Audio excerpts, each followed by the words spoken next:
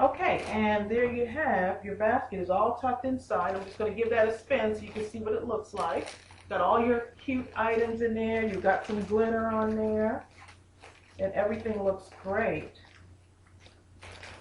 Okay, now what do you do when you got all this cellophane sticking out of the top? All you do right here is you just take your scissor and try not to cut too much, but you can leave a lot on there if you want. But I usually cut at an angle off the top, going that way, and then cut this way also. And that gets rid of all of that other stuff. It looks neater now. You can adjust it the way you want. Okay. Now, we're going to move on to our bow. And we're going to leave that for a little bit because we're going to need that when we start putting our bow on. There are machines for making bows, but for me, I like to use the ribbon that you can form yourself. It's actually a wired ribbon. And because we're using two colors in our basket, I like to kind of match it up a little bit and use two colors. So what I'm going to do here is I just start out with my ribbon and I start to form my bow. Just folding. And sometimes you may have to pull it apart and say, ooh, that doesn't look even. Let me do something else with it. And we're going to just form our bow. But there are machines for making bows, but I like to make my own bows. And we're going to do, and all I'm doing is going straight to the middle, just folding and holding it together, folding, and I'm just pinching it with my finger to make my bow.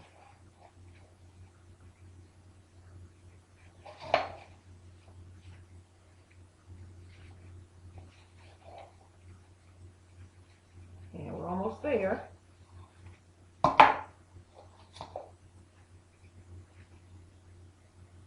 And the nice thing about making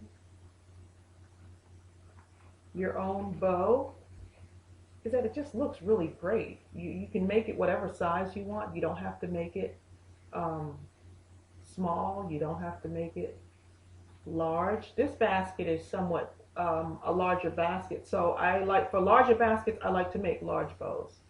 And if you can see that, I've already got my bow.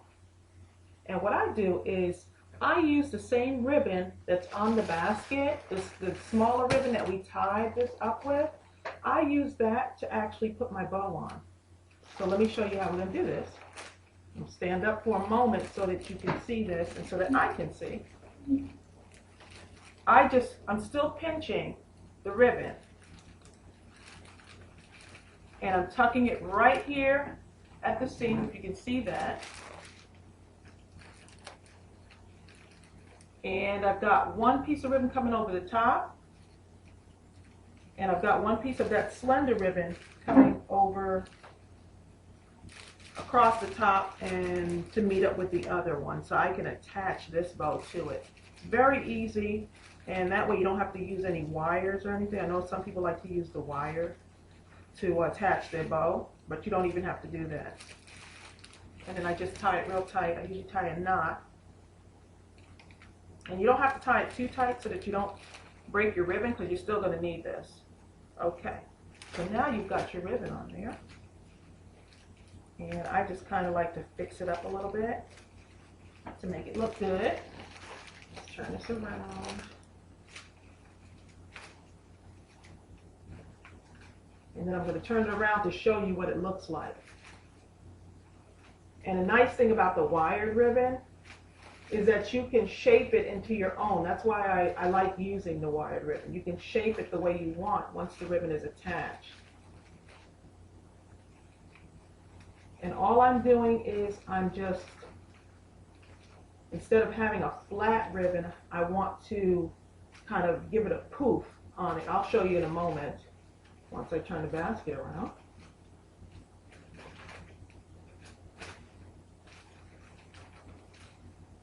And I like to experiment with colors. I like to use more than one color.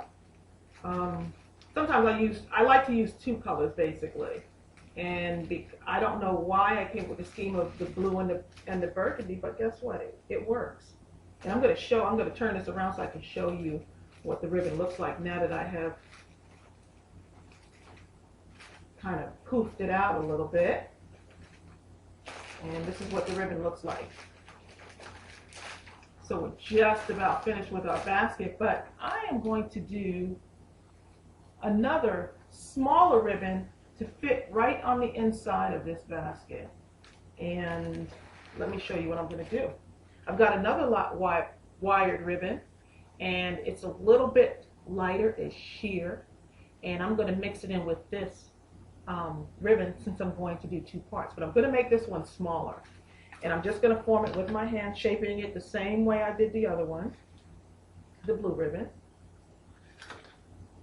And let's see, all I'm doing is folding and pinching. See, that might be a little bit too big. And this is also a wired ribbon also. It's just easier to work with, and you can shape them into however you want.